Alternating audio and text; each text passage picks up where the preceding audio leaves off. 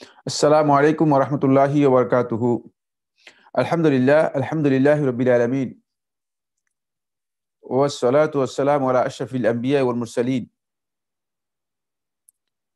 নবিয়িনা মুহাম্মাদিন ওয়া আলা আলিহি ওয়া আসহাবিহি ওয়া মান তাবি'আহুম বিইহসান ইলা ইয়াউমিদ্দিন। আম্মা বা'দ।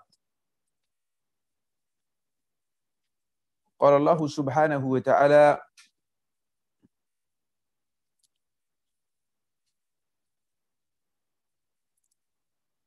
ইন্নামা ইয়াখশাল্লাহা মিন ইবাদিহিল উলামা। সুপ্রিয় দিনী ভাই বোনেরা, যারা আমাদের আজকের এই আইসিডি কর্তৃক আয়োজিত অত্যন্ত গুরুত্বপূর্ণ হালাকায় অংশগ্রহণ করছেন, প্রথমে সবাইকে মোবারকবাদ জানাচ্ছি। আল্লাহ রাব্বুল আলামিনের কাছে আমরা দোয়া করি আল্লাহ সুবহানাহু ওয়া তাআলা আমাদের সবাইকে ওইসব আলেমদের অন্তর্ভুক্ত করুন যাদেরকে আল্লাহ সুবহানাহু ওয়া তাআলা আল্লাহ রাব্বুল আলামিনের ভয় ও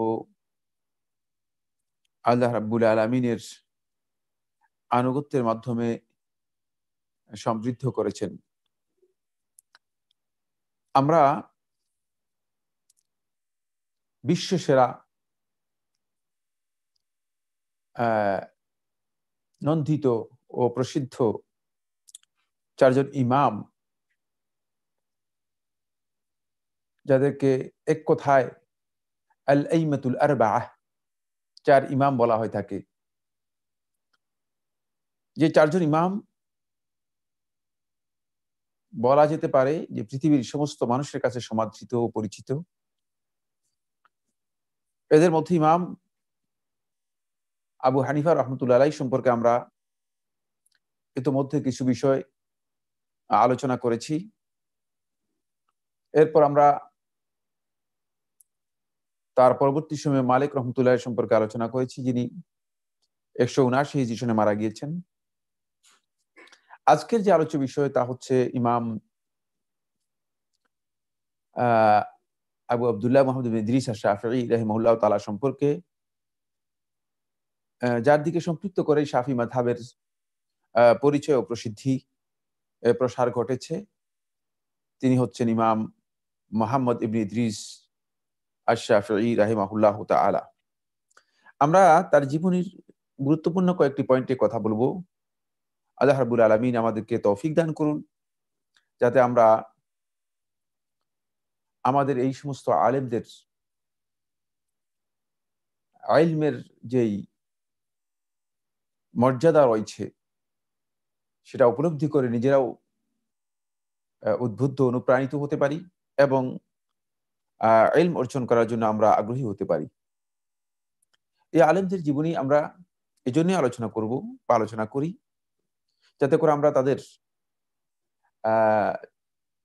জীবন যাপন থেকে আমরা আমাদের জীবনের বিভিন্ন পর্যায়ে বিভিন্ন ক্ষেত্রে সঠিক শিক্ষা এবং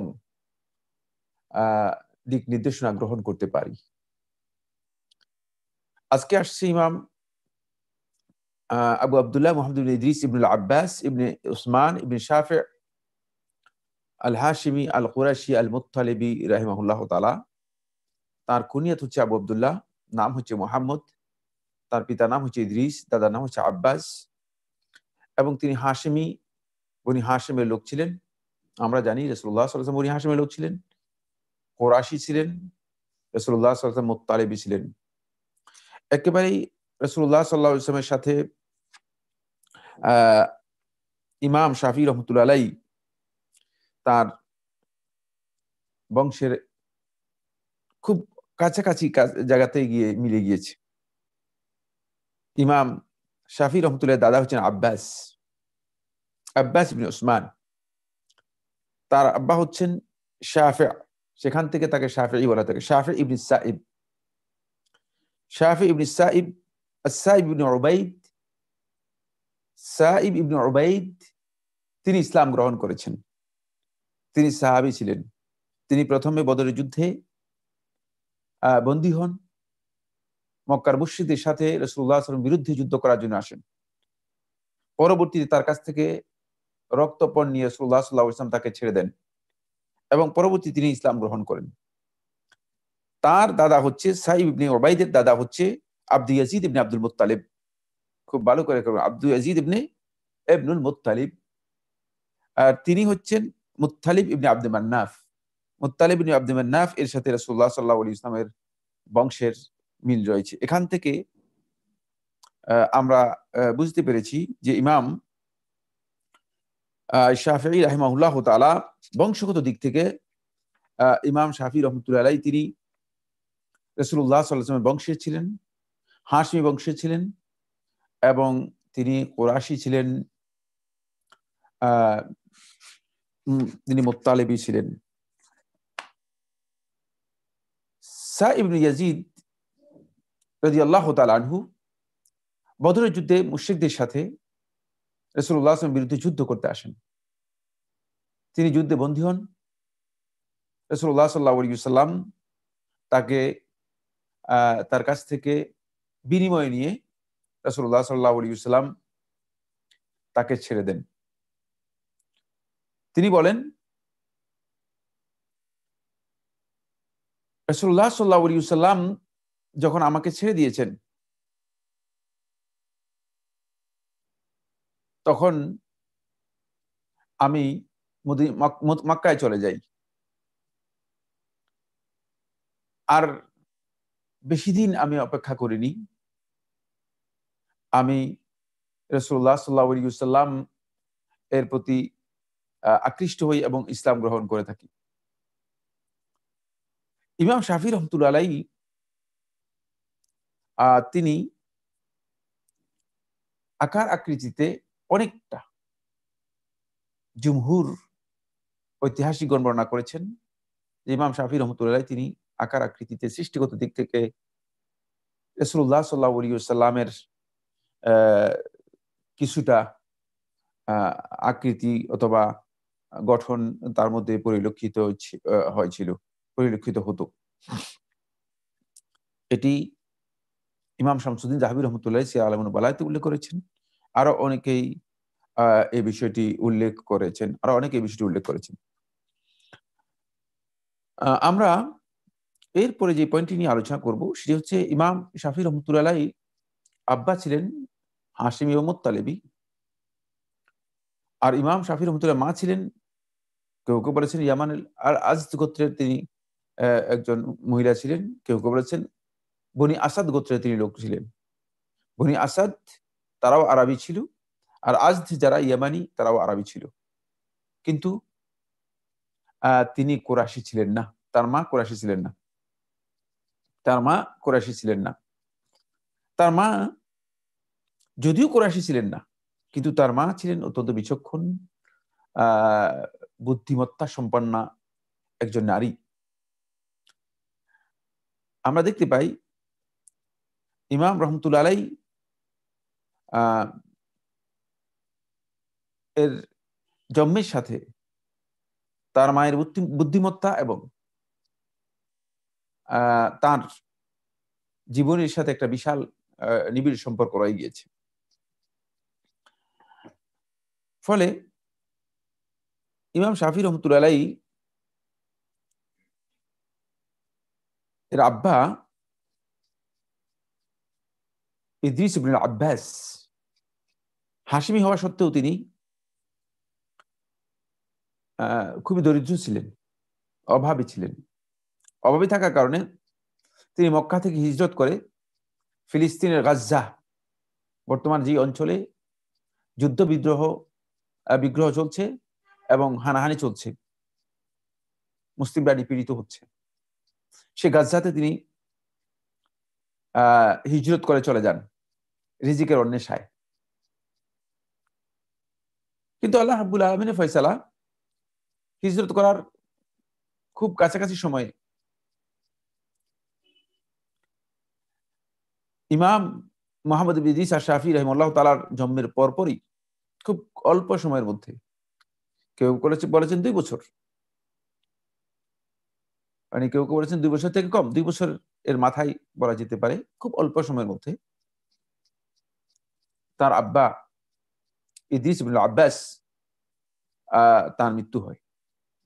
ফলে ইমাম মুহাম্মদ ইবনে ইদ্রিস রাহিমাহুল্লাহ তাআলা অর্থাৎ ইমাম শাফিঈ রাহমাতুল্লাহ আলাইহি তিনি ইয়তীম এবং ফকির দুইটি বৈশিষ্ট্য একসাথে নিয়ে, দুইটি বৈশিষ্ট্য নিজের অন্তর মাথায় নিয়ে জীবনের পরিক্রমা শুরু করেন, সুবহানাল্লাহ।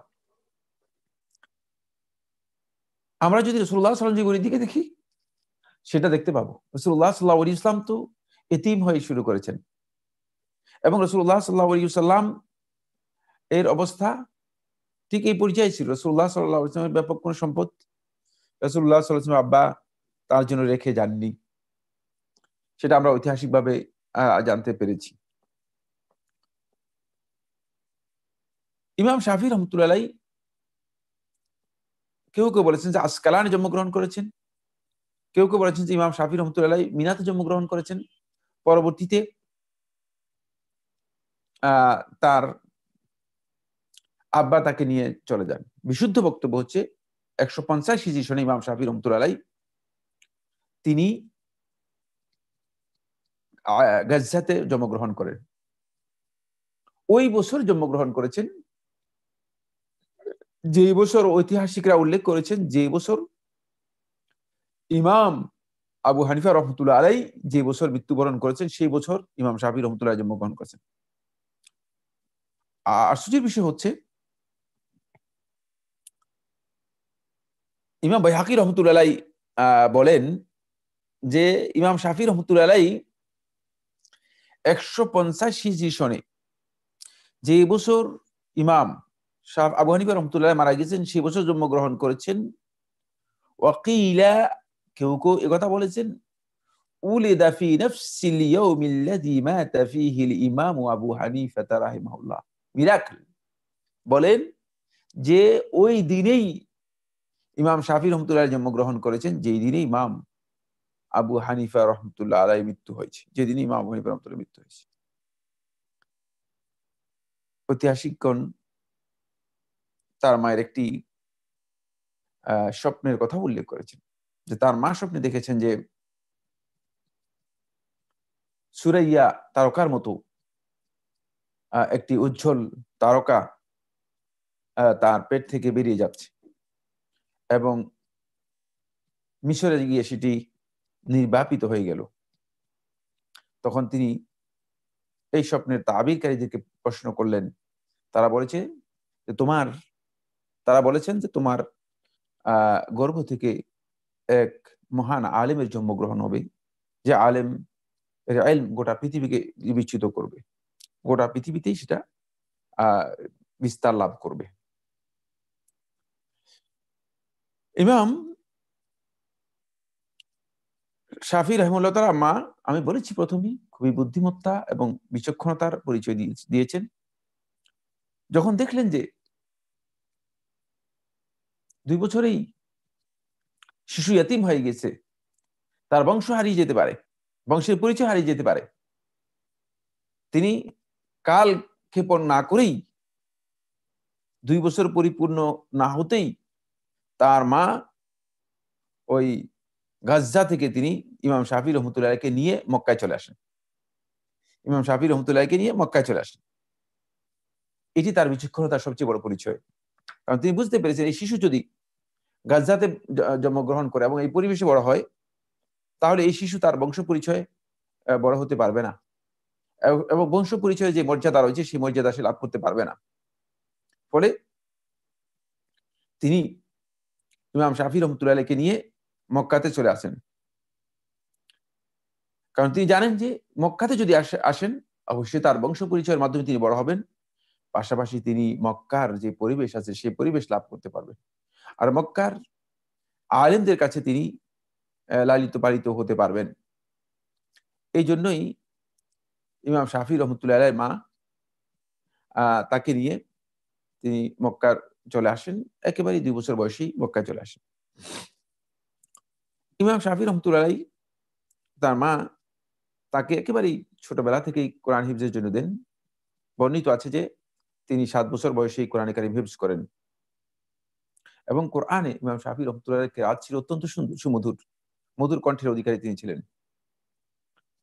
ইবনে নাসর রাহিমাহুল্লাহ তাআলা বর্ণনা করেন, তিনি বলেন, আমরা যখন ইচ্ছা করতাম যে আমাদের অন্তরটা বিগলিত হোক, আমাদের চক্ষু সিক্ত হোক, অশ্রু সজল হোক, তখন কালা বা'দুনা লিবা'দিন, আমাদের একজন আরেকজনকে কথা বলতো, কুমু ইলা হাযাল ফাতাল মুত্তালিবি, এই মুত্তালিবি যুবকের কাছে চলো, ইয়াকরাউল কোরআন, তিনি কোরআন তিলাওয়াত করবেন।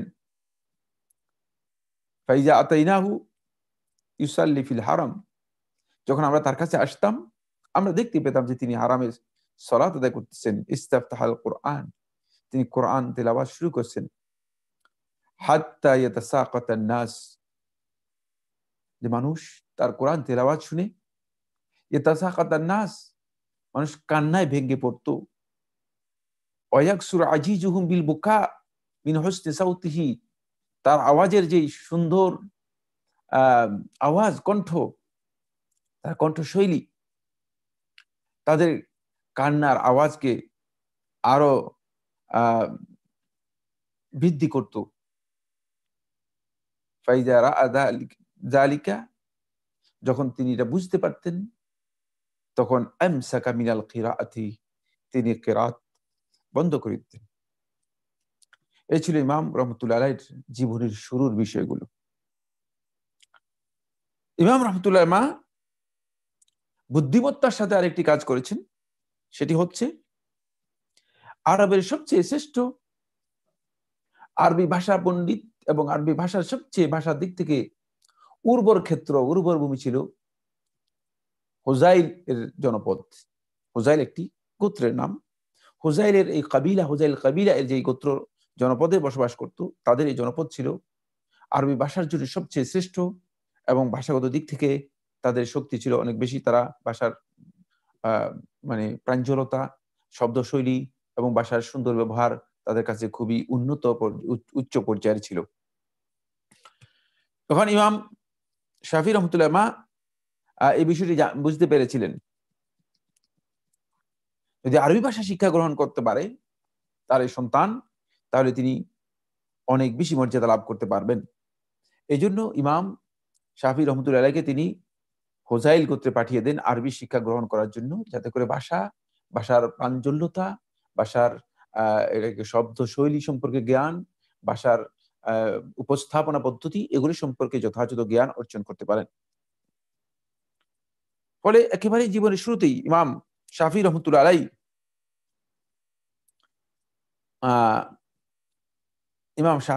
আলাইহি চলে যান হুজাইল গোত্রে, এবং আরবি ভাষার উপর তিনি বড় পাণ্ডিত্য অর্জন করে থাকেন। আরবি ভাষার উপর বড় পাণ্ডিত্য অর্জন করে থাকেন। তার এই পাণ্ডিত্যের পরবর্তী বিষয় হচ্ছে যে, ফলে আরবি ভাষায় তিনি ভাষাবিদদের একেবারেই সার্টিফাই করা একজন, মানে সত্যায়িত করা একজন ভাষাবিদ এবং ভাষা পণ্ডিত ছিলেন, যেটি আমরা ইমাম আবু হানিফা রহমতুল্লাহ আলাইহি সম্পর্কে অথবা ইমাম মালিক রহমতুল্লাহ সম্পর্কে ভাষাবিদদের মধ্যে, আরবি ভাষাবিদদের মধ্যে কেউ একথা বলেননি। এটি ছিল ইমাম শাফি রহমতুল্লাহ আলাইহির অনন্যতা, অসাধারণত্ব। আরবি ভাষার উপর তার এই বিশাল পাণ্ডিত্য তিনি অর্জন করেন একেবারে জীবনের শুরুতেই বনি হুজাইল থেকে। ফলে ইমাম শাফি রহমতুল্লাহ আলাইহি যখন বলতেন, তার ভাষা ছিল খুবই শুদ্ধ, সুন্দর এবং প্রাঞ্জল, সাবলীল। আর যখন লিখতেন তখন সেটি ভাষা লেখার মান হতো একেবারেই প্রাঞ্জল ও সাবলীল ভাষায় তিনি লিখতেন। ফলে ভাষাবিদদের অন্যতম আসমাঈ তার সম্পর্কে মন্তব্য করতে গিয়ে তিনি বলেন যে, সাহাতু আশআরা হুজাইল আলা ফাতাম মিন কুরাইশিন, যে হুজাইল গোত্রের আশআর গুলো, কবিতাগুলো আমি শুদ্ধ করে নিয়েছি আলা ফাতাম মিন কুরাইশ, কুরাইশের এক যুবকের কাছ থেকে, ইউকালু লাহু মুহাম্মদ ইবনে ইদ্রিস, যাকে বলা হয়ে থাকে, যার পরিচয় হচ্ছে মুহাম্মদ ইদ্রিস অর্থাৎ ইমাম শাফি রহমতুল্লাহ। কে বলছেন? ইমাম আসমাঈ, অর্থাৎ ভাষার দিক থেকে তিনি ইমাম ছিলেন, আরবি ভাষার বড় পণ্ডিতদের মধ্যে একজন। আমরা দেখি ইমাম শাফি রহমতুল্লাহ আরবি ভাষার পাণ্ডিত্য ও অনন্যতার বিষয়গুলো আরো অনেকেই সাক্ষ্য দিয়েছেন। ফলে ইমাম শাফি রহমতুল্লাহ আলাইহি সম্পর্কে মুবাররিদ বর্ণনা করেন আল মাজিনী, মাজিনী থেকে তিনি বলেন, কানা ইয়াকুল, তিনি কথা বলতেন, কাউলু মুহাম্মদ ইবনে ইদ্রিস আশ-শাফি হুজ্জাতুন ফিল লুগাহ, যে মুহাম্মদ ইবনে ইদ্রিস আশ-শাফিঈর বক্তব্য কথা হুজ্জাতুন ফিল লুগাহ, এটা আরবি ভাষায় হুজ্জত প্রমাণ, ভাষাবিদদের বক্তব্য। এটা মুবাররিদ তার কিতাবের মধ্যে বর্ণনা করেছেন মাজিনী থেকে।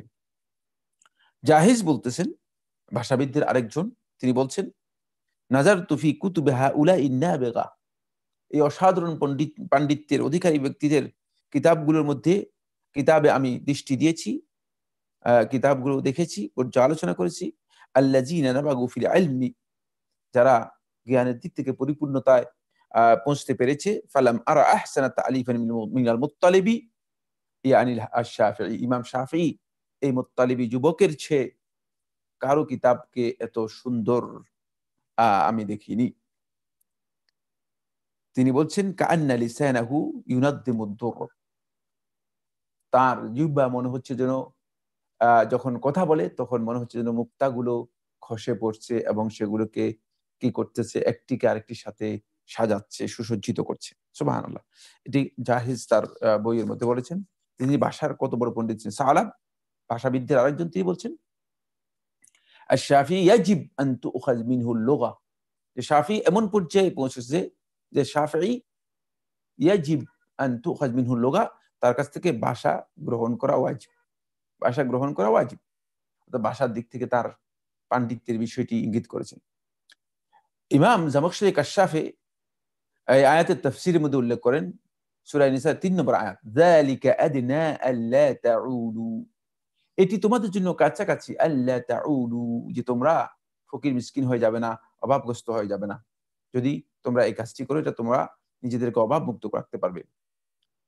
ফানাকালা কাউল আল ইমাম আশ-শাফিঈ, ইমাম শাফিঈর বক্তব্য এখানে এই আয়াতে নকল করেছেন। সুম্মা কাল, তারপর তিনি বলেছেন, ওয়া কালামু মিসলি শাফিঈ রাদিয়াল্লাহু তাআলা আনহু হুয়া মিন আ'লামিল ইলমি, যে শাফিঈর মতো ব্যক্তির কথা, যিনি ইলমের বড় নিদর্শনের একজন, ওয়া ইম্মাতি শারঈ, শরীয়তের তিনি ইমাম, রুউসুল মুজতাহিদিন, মুজতাহিদদের অগ্রজদের অন্যতম, হাকিকুন বিল হামরি আলা সিহহাতি ওয়াস সাদাদ, এটাকেই মূলত এখানে প্রয়োগ করা যথার্থ এবং সঠিক। এখান থেকে বোঝা যায় যে ইমাম শাফি রহমতুল্লাহর বক্তব্য আলেমগণ কিভাবে গ্রহণ করেছেন। আমরা এই বিষয়ে আরো সামনে আলোচনা করব। আমরা প্রথম পয়েন্টটি আলোচনা করলাম, সেই পয়েন্টটি হচ্ছে ইমাম শাফি রহমতুল্লাহ ভাষাগত দিক থেকে তিনি পাণ্ডিত্য লাভ করেছেন এবং ভাষার ইমাম এই মর্যাদা তিনি লাভ করতে পেরেছেন, যেহেতু তিনি ছোটবেলা থেকে ইমাম শাফি রহমতুল্লাহ আলাইহি তার মায়ের বুদ্ধিমত্তার কারণে তিনি বনি হুজাইলে গিয়ে আরবি ভাষার শিক্ষা গ্রহণ করেছেন। প্রসঙ্গত আমাদেরকে এখানে একটি বিষয় বলবো যে ইমাম শাফি রহমতুল্লাহ মা সত্যি একজন সন্তানের জন্য অনেক বড় ভূমিকা পালন করতে পারে। এজন্য মাদের ভূমিকা সন্তানদের জন্য অত্যন্ত গুরুত্বপূর্ণ। দুর্ভাগ্যের বিষয় হচ্ছে এই যে আমাদের মায়েরা সন্তানদেরকে পরিচর্যা বাদ দিয়ে, সন্তানদেরকে লালন পালন বাদ দিয়ে, সন্তানদের দায়িত্ব নিজের ঘাড়ে না নিয়ে অন্যদের দায়িত্ব নিজের ঘাড়ে নেওয়ার জন্য চেষ্টা করে, এবং তিনি মনে করেন যে চাকরি করা তার জন্য একটু অহংকারের বিষয়, একটু দাম্ভিকের বিষয়, কিন্তু সন্তান লালন পালন, সন্তানের দায়িত্ব পালন করা তার জন্য তেমন কোন দাম্ভিকের বিষয়। ইমাম শাফি 2 বছরের সন্তান, এই মা যদি এই ইমামকে বড় না করতেন, গোটা বিশ্ববাসী কত বড় সম্মান থেকে, কত বড় মর্যাদা থেকে দূরে সরে যেত। এই মা কি এত বড় সম্মান পায়নি? অবশ্যই পেয়েছে। তার শ্রেষ্ঠত্ব কেমন ছিল? তার শ্রেষ্ঠত্বের বিষয়ে ঐতিহাসিকগণ বর্ণনা করেন যে ইমাম শাফি রহমতুল্লাহ মা তিনি জ্ঞানের দিক থেকে তার বিচক্ষণতা ছিল, প্রজ্ঞা ছিল অনেক বেশি। ইমাম ফখর রাজি রহমতুল্লাহ আলাই তার সম্পর্কে বর্ণনা করেন, তিনি বলেন যে একবার ইমাম শাফি রহমতুল্লাহ মা একটি বিষয় তাকে কাদায়ের মানে কোর্টে কাজীর কাছে সাক্ষ্য দেওয়ার জন্য যেতে হয়েছিল, তিনি এবং আরেকজন মহিলা। তখন কাজী সাহেব চাইলেন যে ইমাম শাফি রহমতুল্লাহ মা এবং ওই মহিলা দুইজনের মধ্যে পার্থক্য করে দিয়ে আলাদা আলাদাভাবে তাদেরকে জিজ্ঞেস করার জন্য, যাতে করে মানে তাদের বক্তব্য সত্য কিনা, ইমাম শাফি রহমতুল্লাহ মা সত্য বলছেন কিনা, আবার ওই মহিলা তার সাথে যিনি সাক্ষ্য দিচ্ছেন তার বক্তব্য সত্য কিনা, এখানে নিশ্চিত হওয়ার জন্য, নিশ্চয়তা লাভ করার জন্য, বিশ্বস্ততার জন্য ইমাম শাফি রহমতুল্লাহ মা কাজী সাহেবকে কোর্টে বললেন যে লাইসা লাকা যালিক, কাজী তুমি জানো এটা তোমার জন্য জায়েজ নেই, এটা তোমার জন্য বৈধ নয়। কাজী সাহেব প্রশ্ন করলেন, কেন কেন আমার জন্য এটা বৈধ হবে না? তখন তিনি বললেন, আল্লাহ রাব্বুল আলামিন কোরআনে কারীমে সূরাতুল বাকারা এর 282 নম্বর আয়াতে বলেছেন, নারীদের সাক্ষ্যের ব্যাপারে যখন আল্লাহ তাআলা বলেছেন নারীদের সাক্ষ্য নেবে, তখন আল্লাহ তাআলা বলেছেন আন তাদিল্লা ইহদাহুমা ফাতুযাক্কিরা ইহদাহুমাল উখরা। আল্লাহ তাআলা বলছেন যে তাদের দুইজনের সাক্ষী গ্রহণযোগ্য হবে, কিন্তু খেয়াল রাখতে হবে যে দুইজন কেন করা হয়েছে, এই জন্য দুজন করা হয়েছে আন তাদিল্লা ইহদাহুমা, দুজনের মধ্যে একজনের কোনো কারণে মানে ভুলেও যেতে পারে, ফাতুযাক্কিরা ইহদাহুমাল উখরা, তাহলে দুজনের একজন আরেকজনকে স্মরণ করিয়ে দিবে। সুতরাং বিচ্ছিন্নভাবে নারীদের শাহাদা সাক্ষী গ্রহণ করা বৈধ নয়। কাজী সাহেব আশ্চর্য বোধ করলেন এবং সাথে সাথেই আজ আনাল কাদি ইমাম শাফি রহমতুল্লাহ আলাইহির মাকে তার বক্তব্যের কারণে তার বক্তব্যকে মেনে নিলেন, কারণ তিনি জানেন যে আল্লাহ সুবহানাহু ওয়া তাআলা কোরআনে কারীমে নারীদের সাক্ষীর কথা যেখানে উল্লেখ করেছেন সেখানে একথা বলেছেন তার দুইজন সাক্ষী একসাথে দিতে হবে, সুতরাং আলাদাভাবে সাক্ষী নেওয়ার সুযোগ নেই। এবং সেটি ইমাম শাফি রহমতুল্লাহ মা কাজী সাহেবকে কি করেছেন, জানিয়ে দিয়েছেন। তার বিচক্ষণতার এই বিষয়টি প্রমাণ করে যে তিনি সত্যিকার ভাবে তার সন্তানকে তিনি কত বেশি মর্যাদা গুরুত্ব দিয়েছেন এবং বিশ্ববাসীর জন্য তিনি কিভাবে প্রস্তুত বা তৈরি করেছেন, গঠন করেছেন। আজকে মুসলিম উম্মার মাদের উচিত এগুলো সম্পর্কে জানা, নিজেদের সন্তানকে গঠন করার জন্য মানে সেই বুদ্ধিমত্তা এবং জ্ঞানকে কাজে লাগিয়ে যাতে করে সন্তানদেরকে উপযুক্ত করা যায় সেই চেষ্টা করা। কোন সময় কোন মুহূর্তে ইমাম শাফি রহমতুল্লাহ মা মানে এভাবে তার সন্তানকে বড় করেছেন, আমরা যদি একটু ভালো করে দেখি তাহলে আমরা দেখবো যে তখন জীবন যাপন ছিল অনেক কঠিন, জীবন যাপনের বিষয়গুলো ছিল অনেক কঠিন। আর একটি মা ফকির অবস্থায় বড় হচ্ছেন, একটা সন্তানকে লালন পালন করা এটা তার জন্য কত কঠিন বিষয় ছিল। তারপরেও ইমাম শাফি রহমতুল্লাহ আলাইহি এতটুকু কি করেছেন, মর্যাদা পেয়েছেন, এতটুকু মর্যাদা পেয়েছেন। এবার আমরা যে পয়েন্টটি নিয়ে আলোচনা করব বন্ধুগণ, সেটা হচ্ছে ইমাম শাফি রহমতুল্লাহ আলাইহি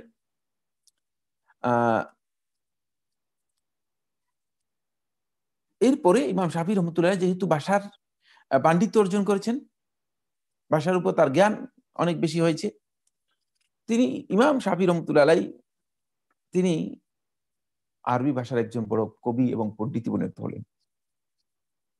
তার কবিতা চর্চা করা ছিল ইমাম শাফি রহমতুল্লাহ আলাইহির প্রথম কাজ। আমরা জানি ইমাম শাফি রহমতুল্লাহ একটি কিতাবই রয়েছে, দিওয়ানুশ শাফিঈ, শাফির কাব্যগ্রন্থ। এটি পৃথিবীর কাছে সমাদৃত একটি কবিতা কাব্যগ্রন্থ। ইমাম শাফি রহমতুল্লাহ আলাইহি কবিতায় এক বিশাল মানে সমৃদ্ধি লাভ করেন। তিনি নিজেই বলেছেন, ওয়ালাউলা আন্না আশ-শি'রা বিল উলামা ইউজরি লাকুনতু আল-ইয়াওমা আশ'আরা মিন লাবিতি। যদি শের, কবিতা আলেমদের কাছে এর মর্যাদা খাটো না হতো, লাকুনতু আল-ইয়াওমা, আজকের এই দিনে আশ'আরা মিন লাবিদ, আমি লাবিদের চেয়েও বড় কবি হতাম, কবিতার প্রতি আমার আগ্রহ থাকতো। একদিন ইমাম শাফি রহমতুল্লাহ আলাইহি তিনি যাচ্ছিলেন, কবিতা ছিল তার খুব প্রিয়। ইমাম বাইহাকি রহমতুল্লাহ মাদখালে বর্ণনা করেন মুসআব ইবনে আব্দুল্লাহ ইবনে জুবাইর থেকে, মুসআব ইবনে আব্দুল্লাহ ইবনে আব্দুল্লাহ আজ-জুবাইরি থেকে। তিনি বলেন ইমাম শাফি রহমতুল্লাহ থেকে, ইমাম শাফি রহমতুল্লাহ একদিন তার বাহনের উপর তিনি সফর করে কোথাও যাচ্ছিলেন, তার পিছনে আব্দুল্লাহ ইবনে জুবাইরের এক লেখক ছিল। ইমাম শাফি রহমতুল্লাহ খুবই সুন্দর করে কবিতা আবৃত্তি করলেন। আমার আব্বার যে লেখক, মানে আব্দুল্লাহ ইবনে জুবাইরের লেখক, যে সেই লেখক ইমাম শাফি রহমতুল্লাহ আলাইকে তার লাঠি দিয়ে একটু তার গায়ের মধ্যে টোকা দিল, লাঠি দিয়ে একটু খোঁচা দিল, খোঁচা দিয়ে তাকে বলল, মিসলুকা ইয়াযহাবু বিমুরুওয়াতিহি বিমিসলি হাযা, এই কবিতা আবৃত্তি এই কাজের মাধ্যমে তোমার মতো ব্যক্তির মানুষদের কাছে মর্যাদাহীন হয়ে যেতে পারো, মর্যাদা হারিয়ে যেতে পারে, মানবিক যে মূল্যবোধ আছে সেই মূল্যবোধটুকু হারিয়ে যেতে পারে। আইনা আনতা মিনাল ফিকহ, তুমি কেন ফিকহ এর মতো একটি গুরুত্বপূর্ণ বিষয়ে চর্চা করো না, সেই বিষয়ে কেন তুমি গুরুত্ব দিচ্ছ না? এই বিষয়, এই বক্তব্যটি যখন মুসআব ইবনে আব্দুল্লাহ ইবনে জুবাইর তার লেখক যখন ইমাম শাফি রহমতুল্লাহকে বললো, ইমাম শাফি রহমতুল্লাহর অন্তরের মধ্যে একটু দাগ কাটলো, একটু ইমাম শাফি রহমতুল্লাহ বিবেকের দিক থেকে একটু নড়েচড়ে বসলেন। ইমাম শাফি রহমতুল্লাহ কাল ক্ষেপণ করলেন না। মক্কার বড় মুফতি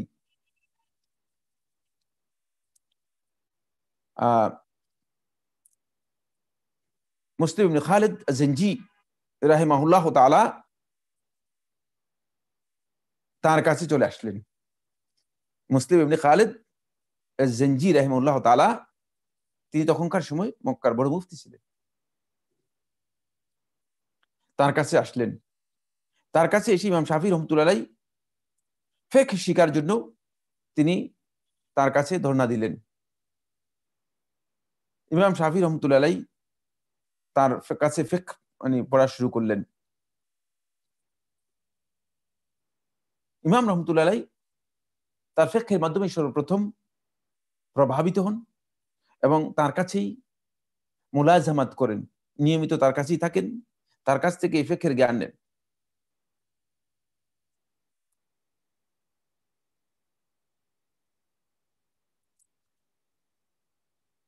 পরবর্তী সময়ে ইমাম রহমতুল্লাহ ইমাম মদিনাতে যান এবং মদিনাতে তিনি জ্ঞান অর্জন করে থাকেন। ইমাম শাফি রহমতুল্লাহ যখন মুসলিম ইবনে খালিদ আজ-জানজি রহমতুল্লাহ মুসলিম ইবনে খালিদ আজ-জানজি রহমতুল্লাহ কাছে মুলাজামাত করেন, মুসলিম ইবনে খালিদ আজ-জানজি রাহিমাহুল্লাহ তাআলা দেখতে পেলেন ইমাম রহমতুল্লাহ তীক্ষ্ণতা, বিচক্ষণতা, ধীশক্তি অনেক বেশি এবং তিনি প্রত্যেকটি বিষয় খুব দ্রুত উপলব্ধি করতে পারেন।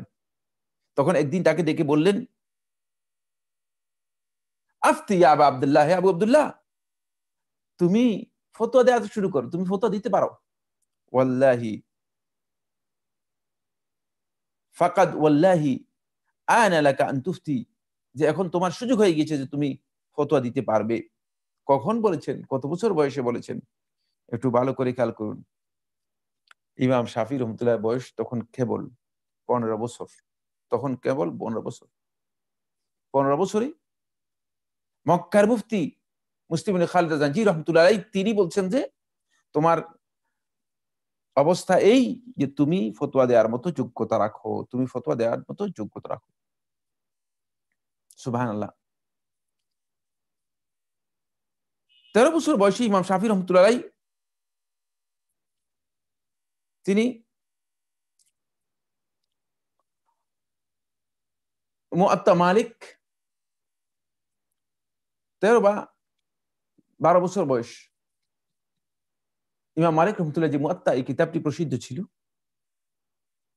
তখন ইমাম মালিক রহমতুল্লাহ জীবিত ছিলেন। ইমাম মালিক রহমতুল্লাহ জীবিত ছিলেন। এই বয়সে ইমাম শাফি রহমতুল্লাহ মুয়াত্তা মালিক হেফজ করেন। কিভাবে হেফজ করেন আমাদের একটু জানা দরকার।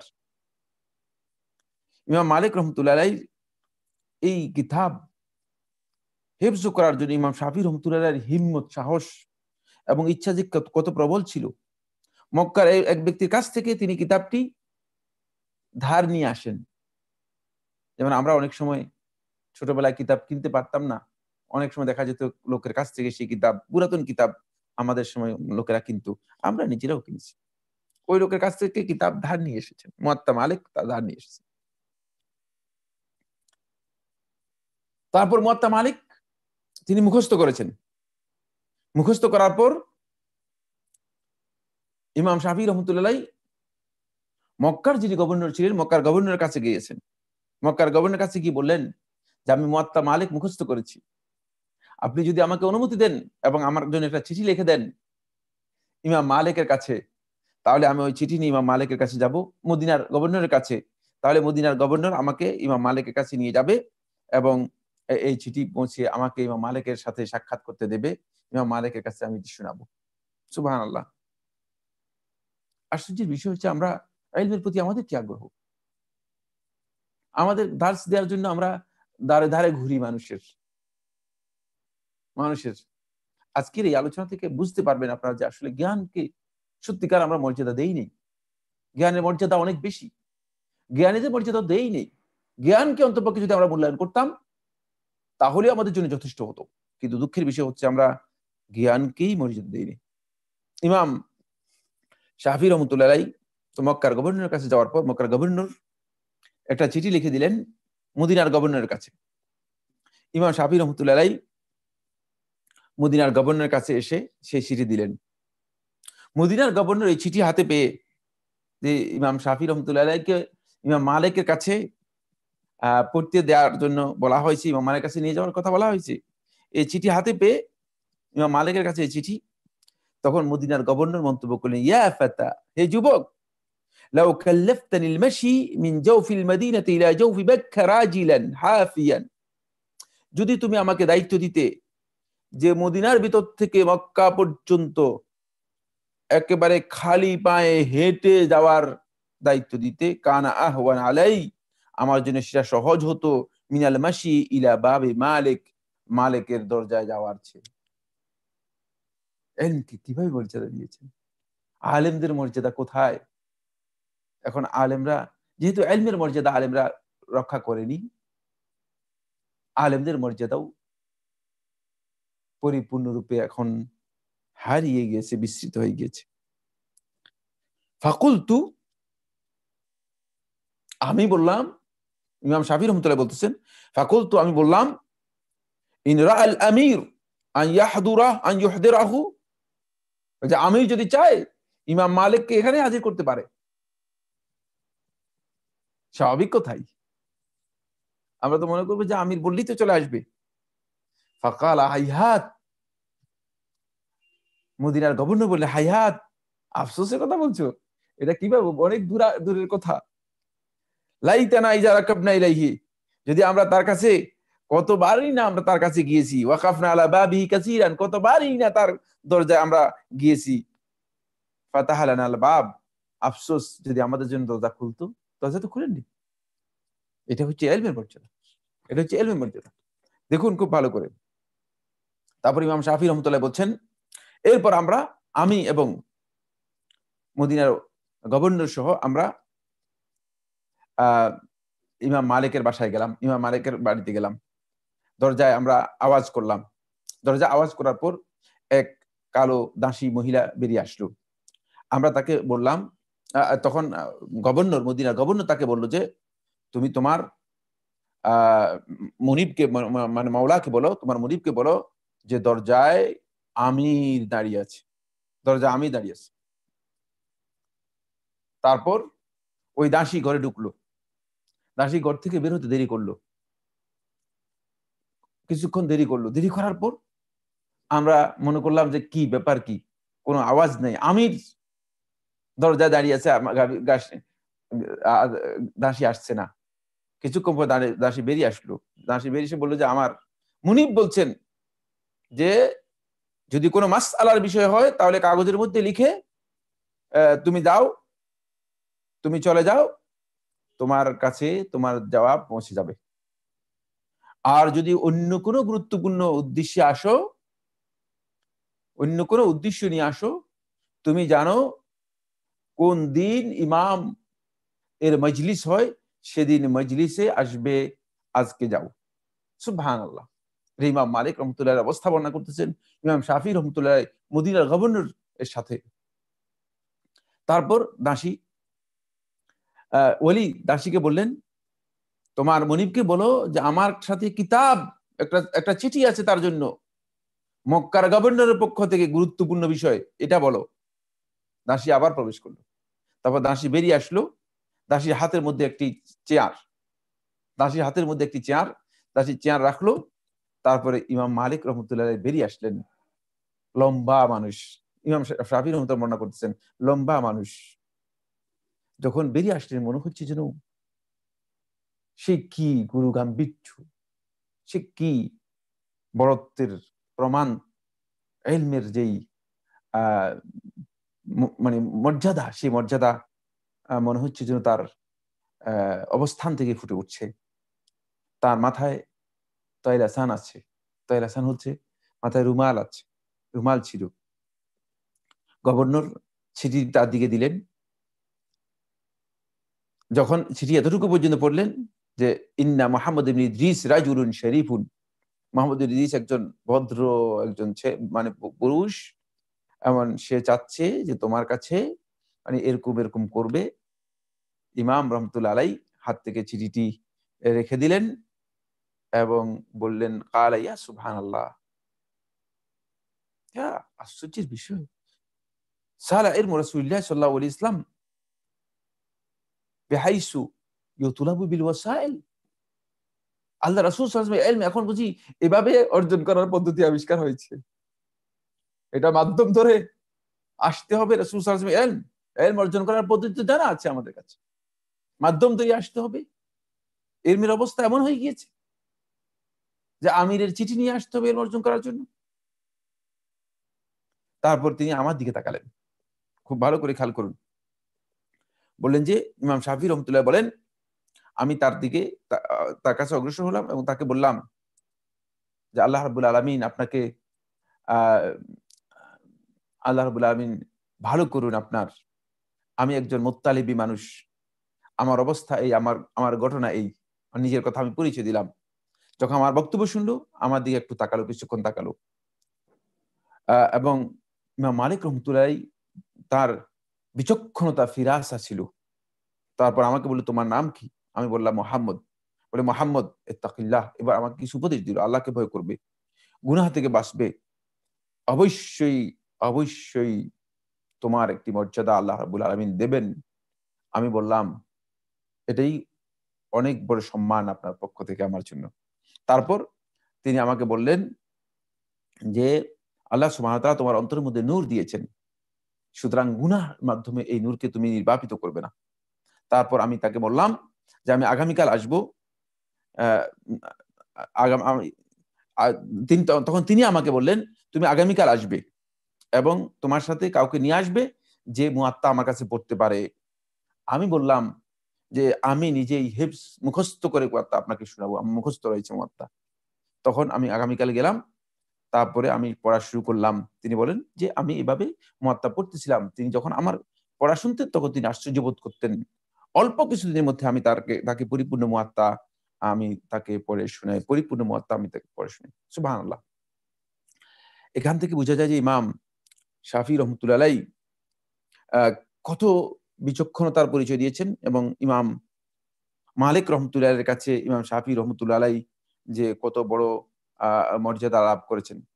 পরবর্তীতে যখন ইমাম মালিক রহমতুল্লাহ আলাইহি এর কাছে ইমাম শাফি রহমতুল্লাহ থাকেন 1 বছর 2 বছর নয়, ইমাম মালিক রহমতুল্লাহ আলাইহির মৃত্যু 179, অর্থাৎ 179 হিজরি সনে ইমাম মালিক রহমতুল্লাহ আলাইহির মৃত্যু হয়েছে। ইমাম শাফি রহমতুল্লাহ আলাইহি একটানা একাধারে 16 বছর ইমাম মালিক রহমতুল্লাহ আলাইহি ছাত্রত্ব গ্রহণ করেন। ইমাম মালিক রহমতুল্লাহ ছাত্রত্ব গ্রহণ করেন। পাশাপাশি ইমাম ইব্রাহিম ইবনে সাঈদ আল আনসারী রহমতুল্লাহ আলাইহি, তিনি হচ্ছেন ইয়াহিয়া ইবনে সাঈদ আল আনসারী রহমতুল্লাহ আলাইহির ভাই। ইমাম মুহাম্মদ সাঈদ ইবনে ফুদাইক রাহিমাহুল্লাহ তাআলা তার কাছে ইমাম শাফিঈ রহমতুল্লাহ আলাইহি তাদের কাছে পড়েন। ইমাম মালিক রহমতুল্লাহ যখন মৃত্যু হয় 179 হিজরি সনে, তখন তিনি নাজরানে চলে যান এবং নাজরানের তাকে মানে ওলি বানানো হয় তাকে। ফলে তিনি নাজরানের উদ্দেশ্যে চলে যান এবং সেখানেই তিনি কিছুদিন থাকেন। তারপর তিনি আবার ইয়ামানে চলে যান। এখানে যে বিষয়টি খুবই গুরুত্বপূর্ণ সেটা হচ্ছে ইমাম শাফিঈ রহমতুল্লাহ আলাইহি যখন ইয়ামানে চলে যান ইমাম শাফিঈ রহমতুল্লাহ আলাইহি, তখন ইমাম শাফিঈ রহমতুল্লাহ একটি ফিতনা বা মেহনা, একটি পরীক্ষার মুখোমুখি হন। ইমাম শাফিঈ রহমতুল্লাহ এই পরীক্ষাটি ছিল খুবই অল্প বয়সেই ইলমের এই মানে জ্বলন্ত প্রদীপ নিভে যাওয়ার মতো একটি ভয়ঙ্কর অবস্থা। যুগে যুগে আহলুল ইলমদের একদল লোক শত্রু বা দুশমন হিসেবে দেখা দেয়, হিংসার বশবর্তী হয়ে তারা এই কাজগুলো করে গিয়েছে। ইমাম শাফিঈ রহমতুল্লাহ এই হিংসা থেকে নিজেকে রক্ষা করতে পারেননি। যখন তিনি ইয়ামানের কাজী হিসেবে এখান থেকে ইয়ামানে চলে যান, মক্কা থেকে ইয়ামানে চলে যান, মদিনা থেকে ইয়ামানে চলে যান। মদিনাতে ইমাম রহমতুল্লাহ আলাইহি, ইমাম মালিক রহমতুল্লাহ এর পরে ইমাম মালিক শাফিঈ রহমতুল্লাহ আলাইহি মদিনাতেই তিনি ছিলেন, দার্স দিতেন। কিন্তু মদিনার আলেমরা দেখলো যে ইমাম মালিক রহমতুল্লাহ আলাইহি চেয়ে ইমাম শাফিঈ রহমতুল্লাহ আলাইহির বারাহ, তার প্রসিদ্ধি এবং তার গ্রহণযোগ্যতা, লোকদের কাছে তার বক্তব্য অনেক বেশি ব্যাপকতা লাভ করছে। ফলে যারা ইমাম মালিক রহমতুল্লাহ ভক্ত ছিল, ইমাম মালিক রহমতুল্লাহ যারা অনুসারী ছিল, তারা এর পেছনে লেগে যায়। ফলে ইমাম রহমতুল্লাহ দেখলেন যে এখানে যদি না থাকেন এটা তার জন্য উত্তম, তিনি চলে যান ইয়ামানে। ইয়ামানে যখন তিনি চলে যান ইমাম রহমতুল্লাহ আলাইহি, তখন ইয়ামানে একজন আলেম ছিল মুতারিফ ইবনে মাযিন। সে দেখতে পেল যে ইমাম শাফিঈ রহমতুল্লাহ আলাইহি যদি ইয়ামানে থাকেন, তাহলে ইমাম শাফিঈ রহমতুল্লাহ আলাইহির প্রতি মানুষের আগ্রহ বৃদ্ধি পাবে এবং ইমাম শাফিঈ রহমতুল্লাহ দিকে মানুষ ঝুঁকে পড়ছে। তখন সে উদ্দেশ্য প্রণোদিত ভাবে ইমাম শাফিঈ রহমতুল্লাহ আলাইহিকে একটি তহমত দিয়ে দেয়। সেই তহমত হচ্ছে এই যে ইমাম শাফিঈ রহমতুল্লাহ আলাইহি লোকদেরকে একত্রিত করছে খলিফার বিরুদ্ধে। তখনকার খলিফা ছিলেন খলিফা হারুন রশিদ, যে খলিফা রশিদের বিরুদ্ধে ইমাম শাফিঈ রহমতুল্লাহ লোকদেরকে একত্রিত করছেন। তিনি শিয়া যারা আছে ইয়ামানে, যারা শিয়া রয়েছে, শিয়াদেরকে তিনি কি করতেছেন, সংগঠিত করতেছেন। এই ধরনের একটি তহমত ইমাম শাফিঈ রহমতুল্লাহর বিপক্ষে বা বিরুদ্ধে দিয়ে দেয়। যখনই এই বক্তব্য খলিফা হারুন রশিদের কাছে পৌঁছতো, হারুন রশিদ কালক্ষেপণ না করে সাথে ইমাম শাফিঈ রহমতুল্লাহ সম্পর্কে হারুন রশিদ এই মুতারিফ ইবনে মাযিন এর বক্তব্য অনুযায়ী হারুন রশিদ ইমাম শাফিঈ রহমতুল্লাহ আলাইহিকে পাকড়াও করতে নির্দেশ দিল, অ্যারেস্ট করতে নির্দেশ দিল। এটি ছিল 183 হিজরি সনে। 183 হিজরি সনে সুবহানাল্লাহ। ইমাম রহমতুল্লাহ আলাইহি তাকে ইয়ামান থেকে লোহার বেড়ি দিয়ে বেঁধে, তার সাথে আরো একজন ছিল, এই দুজনকে লোহার বেড়ি দিয়ে ইয়ামান থেকে বেঁধে রাক্কা শহর, ইরাকের একেবারে উত্তর অঞ্চলে রাক্কা শহরে এই এতটুকু পর্যন্ত হারুন রশিদের যেখানে মানে রাজ দরবার ছিল, বাসস্থান ছিল, সেখান পর্যন্ত তাকে নিয়ে যাওয়া হয়। এতটুকুই তো যথেষ্ট কষ্টের জন্য একজন ইমামকে মানে লোহার বেড়ি দিয়ে বেঁধে তার সাথে আরো একজনকে এভাবে করে সেই ইয়ামান থেকে আরম্ভ করে কোথায় সেই ইরাকের রাক্কা শহর, এতটুকু পর্যন্ত তাকে নিয়ে যাওয়া হয়। এতে ইমাম রহমতুল্লাহ আলাইহি কষ্টবান অনেক বেশি। কিন্তু ইমাম শাফিঈ রহমতুল্লাহ আলাইহি তিনি হুজ্জাতের দিক থেকে ছিলেন, দলিলের দিক থেকে ছিলেন শক্তিশালী, এবং ইমাম শাফিঈ রহমতুল্লাহ আলাইহি বক্তব্যের দিক থেকে আমরা বলেছি যে বক্তব্যের দিক থেকে ইমাম শাফিঈ রহমতুল্লাহ ছিলেন অত্যন্ত প্রাঞ্জল ভাষার অধিকারী। ফলে ইমাম রহমতুল্লাহ আলাইহি হারুন রশিদের সামনে মুখোমুখি হলেন। হারুন রশিদের সামনে তার বক্তব্যের সৌন্দর্য যখন ফুটে উঠলো, এবং তিনি তার পরিচয় দিলেন, তিনি তার বক্তব্যের মানে তার পক্ষে যখন দলিলগুলো উল্লেখ করলেন, তখন হারুন রশিদ কনভিন্স হলো। হারুন রশিদ বুঝতে পারলো যে এটা কোনো প্রকার ষড়যন্ত্র হতে পারে। সাথে সাথেই হারুন রশিদ মানে ইমাম রহমতুল্লাহ আলাইহির সাথে যে আচরণ হয়েছে, সেই আচরণটাকে হারুন রশিদ ভুল মনে করলো এবং ইমাম রহমতুল্লাহ আলাইহিকে ছেড়ে দিলেন। পাশাপাশি হারুন রশিদ ইমাম শাফি রহমতুল্লাহকে বললেন যে, তুমি ইমাম মুহাম্মদুল হাসান আশ-শাইবানি অর্থাৎ ইমাম আবু ইউসুফ রহমতুল্লাহ এর ছাত্র ইমাম মুহাম্মদ ইবনুল হাসান আশ-শাইবানি, তার সাথে কিছু মাসাইল নিয়ে তুমি বসো, কিছু মাসাইল, কিছু মাসাইল যে কিছু মাসাইল আসে সেগুলোর সাথে কথা বলো। ফলে ইমাম শাফি রহমতুল্লাহ আলাইহি ওই কথাগুলো, ওই মাসআলাগুলো নিয়ে ইমাম মুহাম্মদুল হাসান আশ-শাইবানি রহমতুল্লাহ এর সাথে বসেন এবং 2 বছর ইমাম শাফি রহমতুল্লাহ আলাইহি, সেটা আমরা বলেছি, খুব ভালো করে খেয়াল করুন, 83, 84, 85, 183, 84, 85 এই সময় ইমাম রহমতুল্লাহ আলাইহি মানে ইরাকে ছিলেন এবং ইরাকে তিনি যাদের সাথে সাহচর্য লাভ করেছেন, যাদের কাছ থেকে তিনি জ্ঞান নিয়েছেন, তাদের মধ্যে একজন হচ্ছেন ইমাম আবু হানিফা রহমতুল্লাহ ছাত্র ইমাম মুহাম্মদ হাসান আশ-শাইবানি রহমতুল্লাহ আলাইহি। তার সাথে বিভিন্ন মাসাইল নিয়ে ইমাম শাফি রহমতুল্লাহ আলাইহি তার সাথে পর্যালোচনা করেছেন, আলোচনা করেছেন এবং তার সাথে এই বিষয়গুলো নিয়ে তিনি মানে আলোচনা করেছেন। এখান থেকে বোঝা যায় যে ইমাম শাফি রহমতুল্লাহ আলাইহি প্রথমে তিনি হাদিসের জ্ঞান অর্জন করেছিলেন। পরবর্তীতে ইমাম শাফি রহমতুল্লাহ আলাইহি যখন ইরাকে আসেন এবং ইমাম মুহাম্মদুল হাসান আশ-শাইবানি রহমতুল্লাহ সহ এদের সাথে যখন সাক্ষাৎ লাভ করেন, তখন তিনি আরো বেশি ফিকহের জ্ঞান সমৃদ্ধ হন। এটা যাদেরকে বলা হয় আসহাবুর রায়, মানে যারা বেশি রায়কে ব্যবহার করত, তাদের যে জ্ঞান রয়েছে সেই জ্ঞানটাও তিনি এখানে ব্যাপকভাবে অর্জন করার জন্য চেষ্টা করেন, সুবহানাল্লাহ। হারুন রশিদের এই ঘটনা 84, 85 এই সময়ে কিন্তু ইমাম শাফি রহমতুল্লাহ আলাইহি হারুন রশিদকে কনভিন্স করতে পারেন। ফলে দেখা গিয়েছে যে ইমাম শাফি রহমতুল্লাহ আলাইহি হারুন রশিদের এই যে তার প্রতি যে একটা ক্ষুব্ধ অবস্থা ছিল, সেখান থেকে নিজেকে যথাযথভাবে তিনি কি করতে পারেন, নিজেকে মুক্ত করতে পারেন। এখন আমরা যাবো যে পয়েন্টটি নিয়ে কথা বলতে, সেটা হলো ইমাম শাফি রহমতুল্লাহ আলাইহি একটি তাজদীদের কাজ করেছেন। তাজদীদ হচ্ছে রিনিউয়াল, নবায়ন করা, রিভাইভ করার কাজ করেছেন, যে কাজটি অসাধারণ ছিল। সে অসাধারণ কাজটি হচ্ছে এই,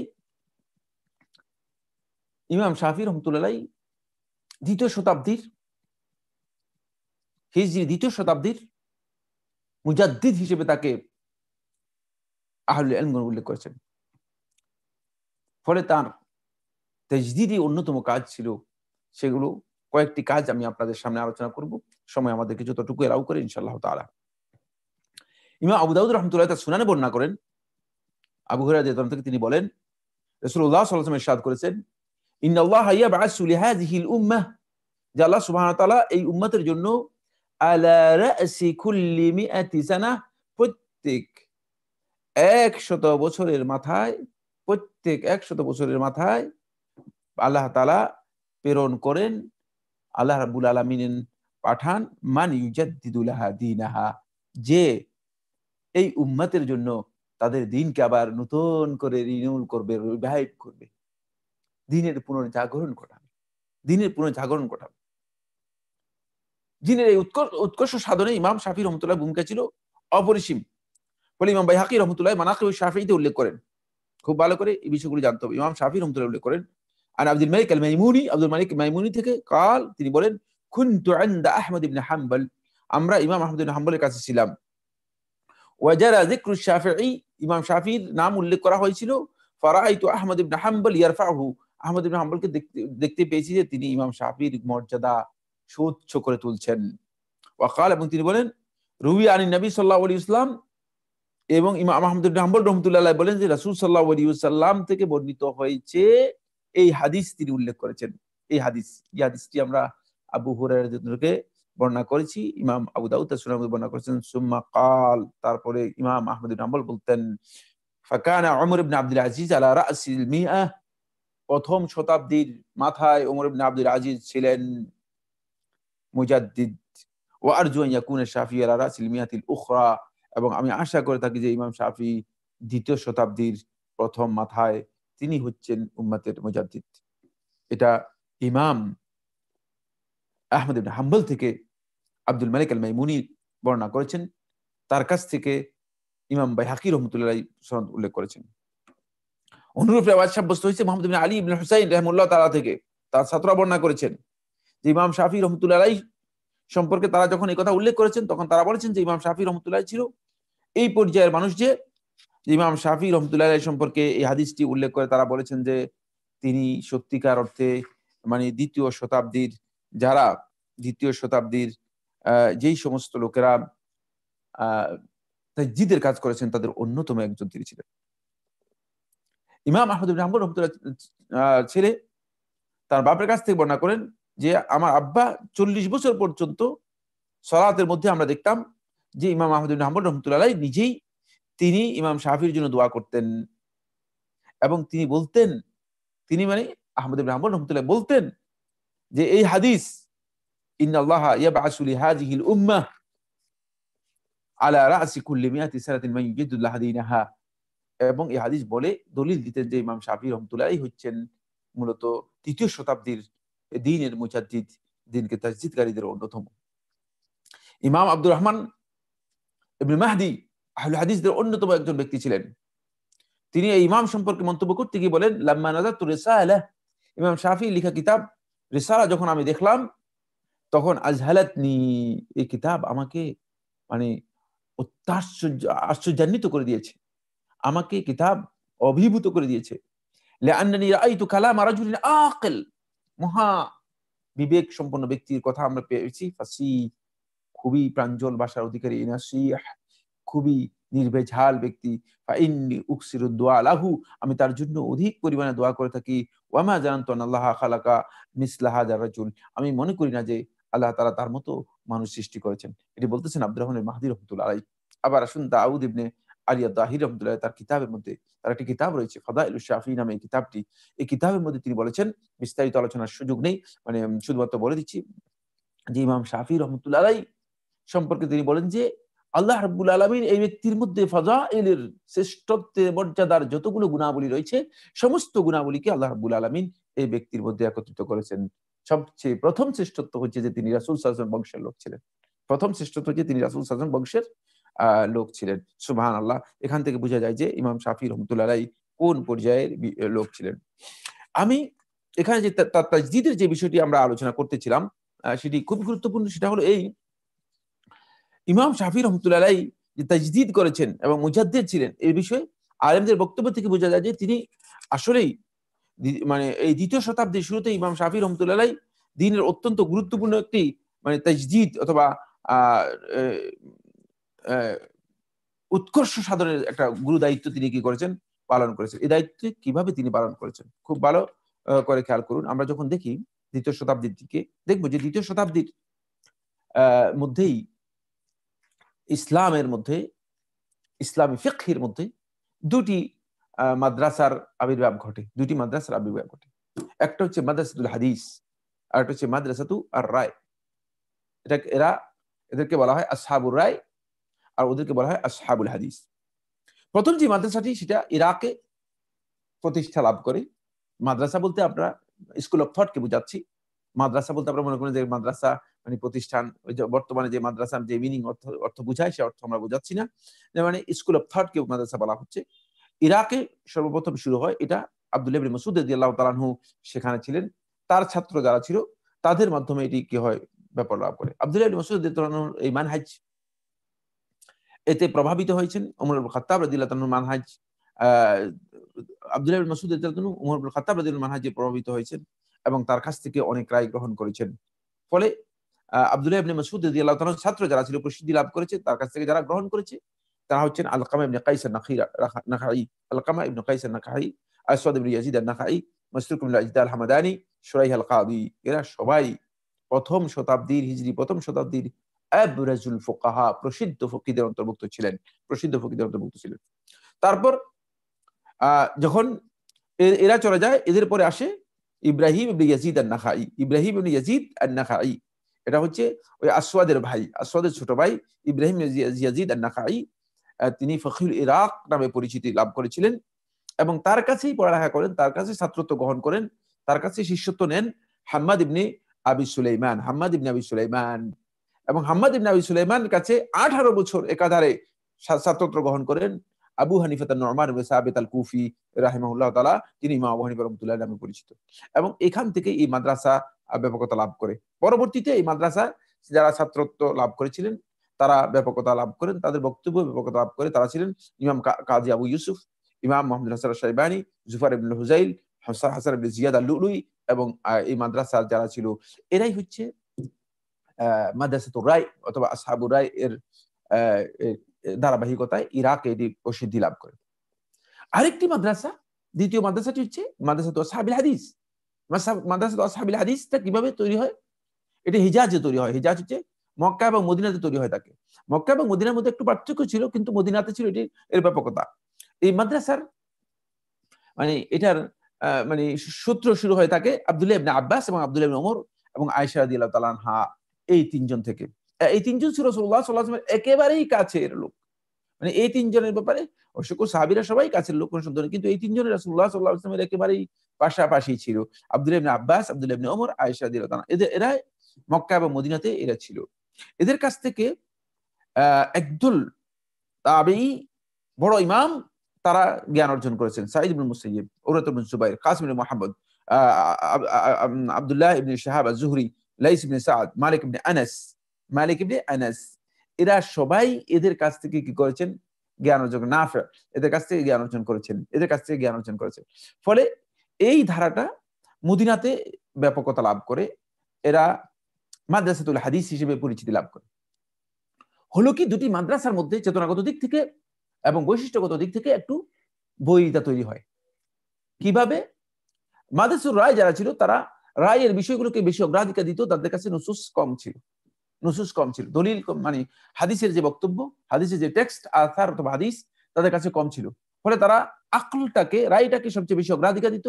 যখনই আহলে হাদিসদের মধ্যে কেউ আসতো, তাদেরকে যখন তারা প্রশ্ন করে দিত, এমন একটা প্রশ্ন করে দিত যে প্রশ্ন করে আহলে হাদিসদেরকে উত্তর দিতে পারতো না। কারণ আহলে হাদিস যারা আছে তারা শুধুমাত্র হাদিসের জ্ঞান ছিল, তারা হাদিসের ফিকহের জ্ঞান ছিল না। ফলে তাদেরকে প্রশ্ন করার পর মানে যারা আসহাবুর রায় ছিল তাদের ধী শক্তি, বিবেচনা শক্তি এবং তাদের প্রজ্ঞা ছিল অনেক বেশি। ফলে কথা দিয়ে তারা আসহাবুল হাদিস যারা ছিল তাদেরকে আটকায় ফেলতো, তারা আটকে যেত। এদিকে আসহাবুল হাদিসগণ তাদের কাছে যখন হাদিস চাইতো, তারা কোনো হাদিস দিতে পারতো না। তারা হাদিস যখন দিতে পারতো না, তারা মনে করতো যে হাদিস যখন দিতে পারতো না, তারা আকল দিয়ে বিষয়টাকে এস্টাবলিশ করার জন্য চেষ্টা করতো এবং আকল দিয়ে হাদিসকে মানে রদ করার জন্য, খণ্ডন করার জন্য অথবা হাদিস সম্পর্কে বিভিন্ন ধরনের ব্যাখ্যা তারা তুলে ধরার চেষ্টা করতো। ফলে দুটি ধারা এখানে কি হয়ে যায়, মানে শুরু হয়ে যায়। ইমাম শাফিঈ রাহমাতুল্লাহ আলাইহি যখন আসেন, তখন ইমাম শাফিঈ রাহমাতুল্লাহ আলাইহি যেহেতু প্রথমে হাদিসের জ্ঞান লাভ করেন এবং প্রথমে শুরু করেন মুসলিম ইবনে খালিদ আয-যানজি রাহমাতুল্লাহ আলাইহির কাছ থেকে ফিকহ গ্রহণ করেন, তারপরে হাদিসের জ্ঞান অর্জন করেন, তারপর আবার মুহাম্মদ হাসান আশ-শাইবানী রাহমাতুল্লাহ আলাইহির সাথে তিনি আবার ফিকহের জ্ঞান অর্জন করেন। ফলে ইমাম শাফিঈ রাহমাতুল্লাহ আলাইহি জামা বাইনাল মাদ্রাসাতাইনি, দুটি মাদ্রাসার মাঝে ইমাম শাফিঈ রাহমাতুল্লাহ আলাইহি একটা বন্ধন তৈরি করেন এবং দুটি মাদ্রাসাকে ইমাম শাফিঈ রাহমাতুল্লাহ আলাইহি একসাথ করেন। খুব ভালো করে খেয়াল করেন। ফলে ইমাম শাফিঈ রাহমাতুল্লাহ আলাইহি দলিলের দিক থেকে ইমাম শাফিঈ রাহমাতুল্লাহ আলাইহি সমৃদ্ধ ছিলেন, আবার ফিকহের দিকেও ইমাম শাফিঈ রাহমাতুল্লাহ আলাইহি সমৃদ্ধ ছিলেন। ফলে ইমাম শাফিঈ রাহমাতুল্লাহ আলাইহি একদিক থেকে ইমামুন ফিল হাদিস, আরেক দিক থেকে ইমামুন ফিল ফিকহ। এই কারণে ইমাম শাফিঈ রাহমাতুল্লাহ আলাইহি এই দুটি ধারাকে নতুন করে একটি ধারায় রূপান্তরিত করেন। নতুন এই ধারাটি ইমাম শাফিঈ রাহমাতুল্লাহ আলাইহি এস্টাবলিশ করেন যখন ইমাম শাফিঈ রাহমাতুল্লাহ আলাইহি 98 হিজরি সনে, 198 মানে 98 মানে 198 198 হিজরি সনে যখন ইমাম শাফিঈ রাহমাতুল্লাহ আলাইহি সফর করে কোথায় যান? ইমাম শাফিঈ রাহমাতুল্লাহ আলাইহি সফর করে তিনি চলে যান মিশরে চলে যান। ইমাম শাফিঈ রাহমাতুল্লাহ আলাইহি মিশরে যখন যান, তখন ইমাম শাফিঈ রাহমাতুল্লাহ আলাইহি একটি কিতাব লেখেন। এই কিতাবের নাম দিয়েছেন কিতাবুর রিসালা, যেটা আমরা আগে বলেছি। আব্দুর রহমান ইবনে মাহদী রাহিমাহুল্লাহ তাআলা কিতাবুর রিসালা সম্পর্কে যে মন্তব্য করেছিলেন, একটু ভালো করে খেয়াল করলে আপনারা বুঝতে পারবেন। ইমাম শাফি রহমতুল্লাহ তখন ইমাম শাফি রহমতুল্লাহ তার এই নতুন মাযহাবটাকে, নতুন এই চিন্তাধারাকে কি করেন, এস্টাবলিশ করেন। ফলে ইমাম শাফি রহমতুল্লাহ 198 থেকে আরম্ভ করে 204 হিজরি সনে ইমাম শাফি রহমতুল্লাহর মৃত্যু হয়। মানে এই সময়টুকু ইমাম শাফি রহমতুল্লাহ শুধুমাত্র ইমাম শাফি রহমতুল্লাহ তার ছাত্রদেরকে জ্ঞান দেয়া এবং কোরআন হাদিসের বিশ্লেষণ এবং তালিফ এবং তাদরিস কাজ ছাড়া আর অন্য কাজের মধ্যে, মানে লিখনি, কোরআন এবং বিভিন্ন মাসলা মাসাইলের ব্যাপারে লোকদের সাথে পর্যালোচনা ছাড়া আর অন্য কোনো কাজে ইমাম শাফি রহমতুল্লাহ সময় দেননি। এই কারণে ইমাম শাফি রহমতুল্লাহ তার লিখনির সংখ্যাও অনেক বেশি। তার একটি কিতাবই যথেষ্ট গোটা উম্মতের জন্য, সেটা হচ্ছে কিতাবুল যে কিতাবের নাম দিয়েছেন মা, কিতাবুল মা। এই কিতাবটা হচ্ছে একেবারে সব কিছু, অনেক হাদিস, যেই হাদিসগুলো মানুষের জীবনের জন্য, গোটা জীবন যাপনের জন্য যা দরকার, কিতাবুল এর মধ্যে ইমাম শাফি রহমতুল্লাহ এই বক্তব্যগুলো সবগুলোকেই সন্নিবেশিত করার জন্য চেষ্টা করেছেন। ইমাম শাফি রহমতের ছাত্রদের কয়েকজনের আমরা পরিচয় দিই। অনেক বিশাল ছাত্র তার ছিল। রবি ইবনে সুলাইমান আল মুরাদি, আব্দুল্লাহ ইবনে জুবাইর আল হুমায়দি এবং ইমাম শাফি রহমতুল্লাহ পরবর্তী সময় ইমাম শাফি রহমতুল্লাহের কাছে পড়েছেন ইমামদের মধ্যে ইমামদের ইমাম আহমদ ইবনে হাম্বল রহমতুল্লাহ। তিনি ইমাম শাফি রহমতুল্লাহ সম্পর্কে যখন বলতেন, তখন তিনি কথা বলতেন, আশ-শাফিঈ উস্তাজি, শাফি হচ্ছে আমার ওস্তাদ, শাফি হচ্ছে আমার ওস্তাদ। আমরা মোটামুটি আলোচনার কাছে, মানে অনেকটা বলা যেতে পারে যে কাছাকাছিতে এসেছি, কিছু কাছাকাছিতে এসেছি, যদিও আমি বলেছি যে আসলে এই বিষয় সম্পর্কে অনেক বিস্তারিত আলোচনার দাবি রয়েছে। একটু দেখুন, আমরা ইমাম শাফি রহমতুল্লাহ সম্পর্কে ইমামদের, আলেমদের প্রশংসার কিছু দিক আপনাদের সামনে তুলে ধরবো। এক নম্বর হচ্ছে, ইমাম শাফি রহমতুল্লাহ সম্পর্কে ইমাম মালিক রহমতুল্লাহ বলেন, মা আতানি কুরাশিয়্যুন আফহাম মিন হাযাল ফাতা। কুরাশিদের মধ্য থেকে মানে প্রজ্ঞাবান কোন যুবক আমার কাছে আসেনি এই যুবকের চেয়ে। এটা ইমাম মালিক রহমতুল্লাহ বলেছেন। ইয়াহইয়া ইবনে সাঈদ আল-কাত্তান রহমতুল্লাহ বলেন, আনা আদউ লিশ-শাফিঈ ফি সালাতি মুনযু 40 সানা। আমি শাফির জন্য 40 বছর সালাতের মধ্যে দোয়া করে থাকি। আচ্ছা, আসুন এবার ইমাম আবু হানিফা রহমতুল্লাহর ছাত্র ইমাম মাহমুদুল হাসান আশ-শাইবানী রহমতুল্লাহ কি বলেন দেখেন, ইন তাকাল্লামা আসহাবুল হাদিস ইয়াওমান ফাবিলিসানি শাফিঈ। যদি আসহাবুল হাদিস একদিন কথা বলার ক্ষমতা রাখে, তাহলে কেবল শাফির মানে বক্তব্যের মাধ্যমেই সেটা সম্ভব। অর্থাৎ শাফি এই পর্যায়ের ব্যক্তি ছিলেন। আবু উবাইদ কাসিম ইবনে সাল্লাম রাহমাতুল্লাহি বলেন, মা রাআইতু কাত্তু রাজুলান আ'কাল ওয়ালা আওরা ওয়ালা আফসা ওয়ালা আনবাল মিন আশ-শাফিঈ। শাফির থেকে আমি আমার জীবনে কোন ধরনের এত বুদ্ধি সম্পন্ন, এত পরহেজগার, এত প্রাঞ্জল ভাষী এবং এত মর্যাদাপূর্ণ গুরু গম্ভীর ব্যক্তিকে আমি কখনো দেখিনি। এটা আবু উবাইদ কাসিম ইবনে সাল্লাম রাহমাতুল্লাহি বলেন। আব্দুল্লাহ ইবনে আহমদ ইবনে হাম্বল রাহমাতুল্লাহি বলেন, ইমাম আহমদ ইবনে হাম্বল রাহমাতুল্লাহির ছেলে, তিনি বলতেছেন, আমি আমার আব্বাকে জিজ্ঞেস আইয়্যু রাজুলিন কানা শাফিঈ, শাফি কোন পর্যায়ের লোক ছিল? আমি আপনাকে দেখতেছি আপনি প্রত্যেকটি সালাতের মধ্যে, প্রত্যেকটি দোয়ার মধ্যে শাফির কথা উল্লেখ করেন, আপনি অনেক বেশি শাফির কথা উল্লেখ করেন। ক্বালা ইয়া বুনাই, তিনি বললেন, হে আমার বৎস, কানা শাফিউ কাশ-শামসি লিদ-দুনিয়া, শাফি হচ্ছে দুনিয়ার জন্য সূর্যের মতো, ওয়া কাল আফিয়াতি লিল আবদান, আর দেহের জন্য মানুষের মানে সুস্থতার মতো। ফানদুর হাল লিহাযাইনি মিন খালফ আও খালাফ, খুব ভালো করে খেয়াল রাখো, সূর্যের কি বিকল্প আছে? সুস্থতার কি কোনো বিকল্প আছে? আও আনহুমা মিন আওয়াদ, আর এর কি কোনো বিনিময় আছে? সুতরাং শাফির কোনো বিনিময় দেওয়ার কেউ নেই, শাফির কোনো বিকল্প বলতে কেউ নেই। অনেকগুলো কথা রয়ে গিয়েছে যেগুলো আরো আলোচনার দাবি রাখে, কিন্তু সময়ের কারণে আমরা হয়তো সংক্ষেপ করে দিয়েছি। সুবহানাল্লাহ। ইমাম শাফি রহমতুল্লাহ তাজদীদের পয়েন্ট গুলো বলবো। ইমাম শাফি রহমতুল্লাহ রিসালা লেখার মাধ্যমে দুইটি মাদ্রাসাকে, মাদ্রাসাতুল হাদিস এবং মাদ্রাসাতুল রায় অথবা মাদ্রাসাতুল কিয়াসকে তিনি কি করেছেন, সমন্বয় সাধন করেছেন। এক।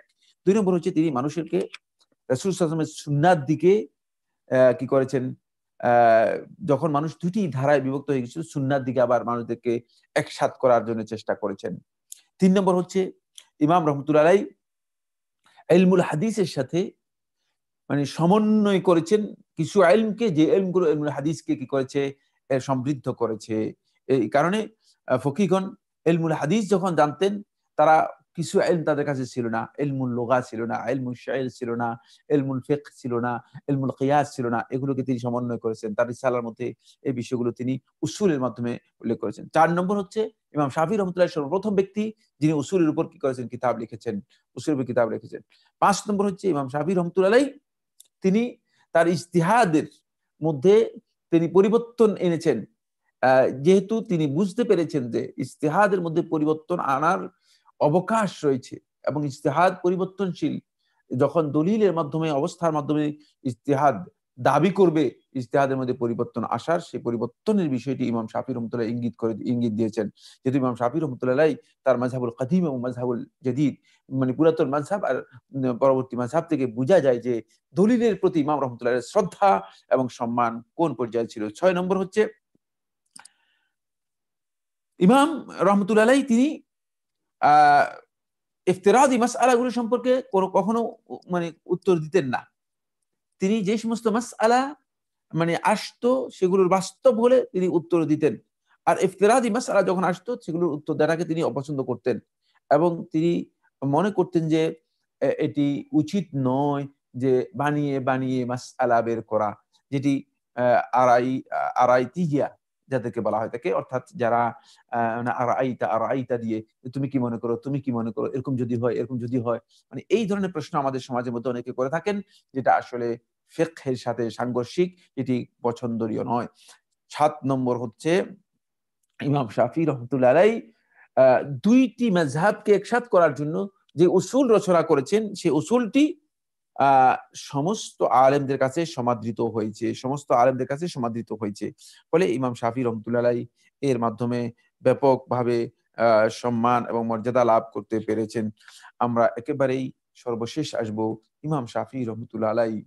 তিনি যেমন ইমাম ছিলেন, তেমন তিনি ছিলেন আল্লাহ রাব্বুল আলামিনের কাছে একজন পরহেজগার বান্দা এবং আল্লাহর ইবাদতে তিনি ছিলেন খুবই আহ নিমগ্ন ব্যক্তি। ইমাম শাফিঈ রাহমাতুল্লাহ আলাইহি যদিও তিনি এই ফতোয়া দিয়েছেন যে তলাবুল ইলম হচ্ছে উত্তম নফল ইবাদতের চেয়ে, কিন্তু তার ছাত্র ইমাম রবি ইবনে সুলাইমান আল মুরাদি রাহিমাহুল্লাহ তাআলা তিনি বলেন, কানা শাফিঈ ক্বাদ জাজ্জা লাইলা। ইমাম শাফিঈ রাহমাতুল্লাহ রাত্রকে ৩ ভাগে ভাগ করেছেন। ফাসুলুসুল আউয়াল ইয়াকতুব, রাত্রের প্রথম তৃতীয়াংশে লিখতেন। ওয়াসানি ইউসাল্লি, দ্বিতীয় অংশে তিনি কি করতেন, সালাত আদায় করতেন। ওয়াসালিস ইয়ানাম, তৃতীয়াংশে তিনি ঘুমাতেন। ওয়াকানা ইয়াখতিমুল কুরআন, তিনি কোরআন খতম করতেন। ফি কুল্লি রমাদান ৬০ খাতমা, প্রত্যেক রমাদান মাসে ৬০ বার খতম করতেন। আবার বলছি, প্রত্যেক রমাদান মাসে ৬০ বার খতম করতেন। ওয়া ফি কুল্লি শাহরিন ৩০ খাতমা, আর প্রত্যেক মাসে তিনি ৩০টি খতম করতেন।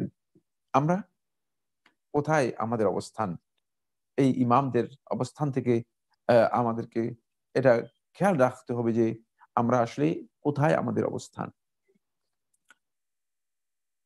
যদি আমরা ইবাদতের দিক থেকে, আমলের দিক থেকে, কোনো দিক থেকে ইমামদের কাছাকাছি না যেতে পারি, তাহলে আমাদের এখানে ব্যর্থতা, এতে কোনো সন্দেহ নেই। ইমাম শাফিঈ রাহমাতুল্লাহ আলাইহি বৃহস্পতিবার, কেউ কেউ বলেছেন জুমাবার, রজব মাসের শেষ দিন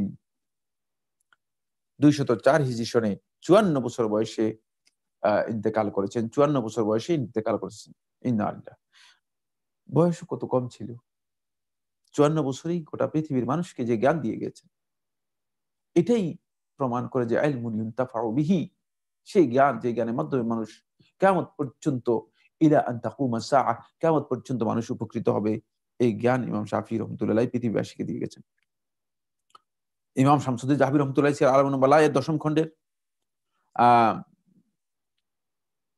পঞ্চম খণ্ডের ১৯৯ পৃষ্ঠায়, আর বিদায় নেহার মধ্যে ইবনে কাসির দিমাশকি রাহমাতুল্লাহ আলাইহি ১৪ খণ্ডের ১৩২ থেকে ১৪০ পৃষ্ঠায় বিস্তারিত ইমাম শাফিঈ রাহমাতুল্লাহ জীবনী উল্লেখ করেছেন।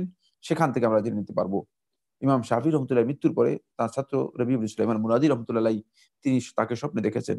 স্বপ্নে প্রশ্ন করেছেন, ইয়া আবা আব্দুল্লাহ মা সানা আল্লাহু বিকা, আল্লাহ রাব্বুল আলামিন আপনার সাথে কি আচরণ করেছেন, কেমন আল্লাহ রাব্বুল আলামিন আপনাকে সম্মান দিয়েছেন বা আপনার প্রতি ব্যবহার করেছেন।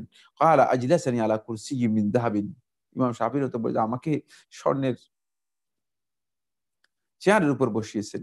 ওয়া নাসরা আলাইয়া লু'লুআ রুতাব, আর আমার সামনে ছিটিয়ে দিয়েছে রোতাব, মুক্তা খচিত অথবা মুক্তা নির্মিত ওতাব কিছু খেজুর মুক্তার মতো সেগুলো আমার সামনে ছেড়ে দেওয়া হয়েছে।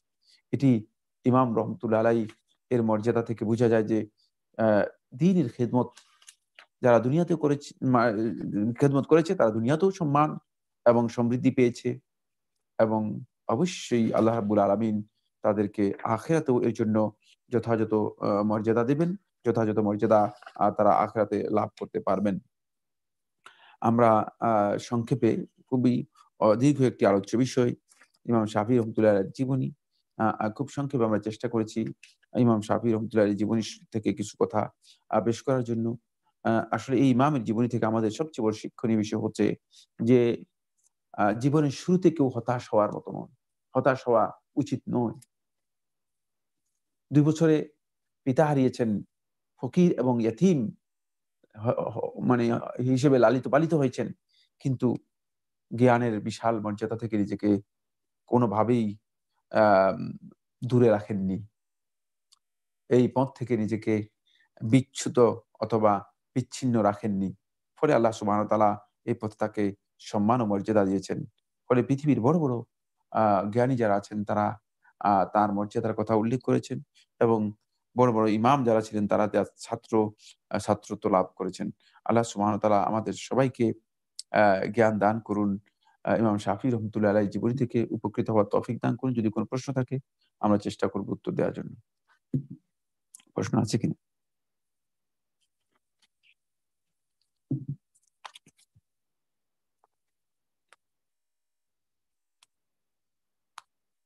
প্রশ্ন আছে না?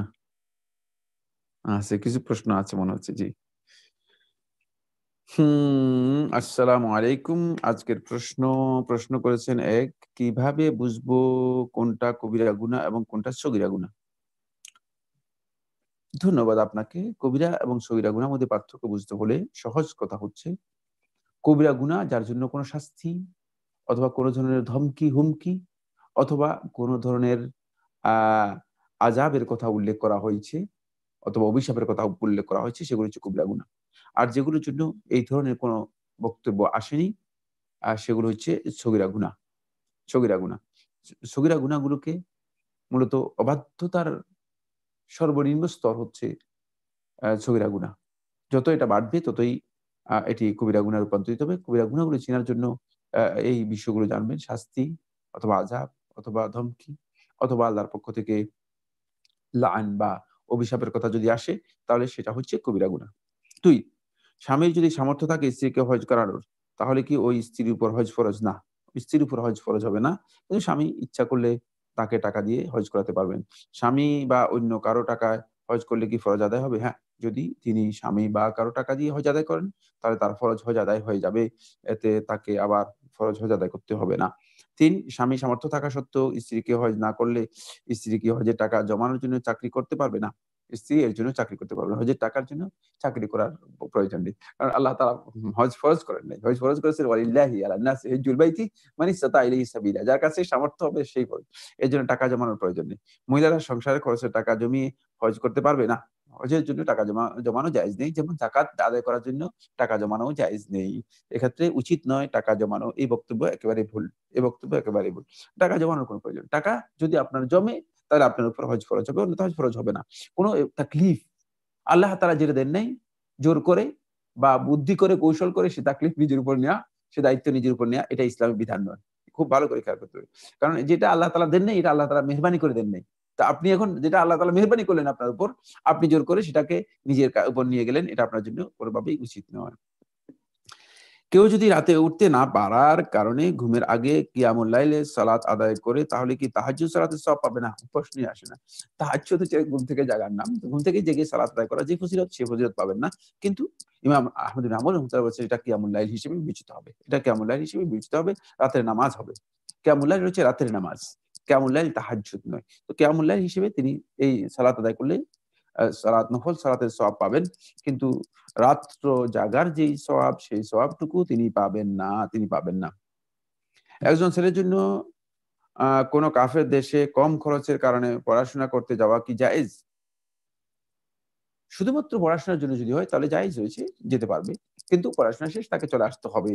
এক্ষেত্রে আশঙ্কা যদি থাকে যে তার কোনো না কোনো আকীদাগত বিচ্যুতির অথবা কোনো না কোনো দিক থেকে নৈতিক অবক্ষয়ের, তাহলে তার জন্য এই সফর করা আলেমদের কাছে দ্বিমত রয়েছে। আলেমদের কাছে দ্বিমত রয়েছে। উত্তম হচ্ছে যদি পড়ালেখা দেশে করতে পারেন, কাফের দেশে না গিয়ে পড়ালেখা করতে পারেন, এটা তার জন্য উত্তম, কোনো সন্দেহ নেই। কিন্তু যদি কাফের দেশে যাওয়ার প্রয়োজন হয় এবং পড়ালেখা করার জন্য হয়, শুধুমাত্র পড়ালেখা করার জন্য যাওয়া জায়েজ রয়েছে, নাজায়েজ নয়। জুমার সালাতে আমি মসজিদে প্রবেশ করে দেখলাম খুতবা চলছে এবং মুসল্লিরা বসে খুতবা শুনছে। কিন্তু মসজিদের সামনের দিকে কিছু খালি জায়গা আছে। এই অবস্থায় আমি কি পিছনের দিকে দাঁড়াবো? নাকি বসে থাকা মুসল্লিদের একটু সরিয়ে সামনের দিকে না, সামনে যাওয়ার কোনো সুযোগ নেই। যেহেতু আপনি পিছনে এসেছেন, পিছিয়ে বসবেন। সামনে যারা জায়গা রেখে দিয়েছেন তারা এর জন্য গুনাহগার হবেন। এর জন্য গুনাহগার হবেন। আপনি যেখানে জায়গা পেয়েছেন এসে সেখানেই বসবেন। আপনার জন্য জায়েজ নেই লোকদের ঘাড়ের উপর, মাথার উপর দিয়ে টপকিয়ে, টপকিয়ে, লাফ দিয়ে সামনের দিকে যাবেন। না, সামনের দিকে জায়গা যারা পূরণ করে নেয় তার জন্য তারা গুনাহগার হবে। আপনি যেখানে আসছেন সেখানে বসে যাবেন এবং ২ রাকাত সালাত পড়ে বসবেন। শুধু বসে গেলে চলবে না, ২ রাকাত সালাত বসে পড়বেন। সালাত পড়ে তারপরে বসবেন। আল্লাহ সুবহানাহু ওয়া তাআলা আমাদের সবাইকে তৌফিক দান করুন। সম্ভবত আর কোন প্রশ্ন নেই। জি। সুবহানাকাল্লাহুম্মা ওয়া বিহামদিকা আশহাদু আল্লা ইলাহা ইল্লা আনতা আস্তাগফিরুকা ওয়া আতুবু ইলাইক। আসসালামু আলাইকুম ওয়া রাহমাতুল্লাহ।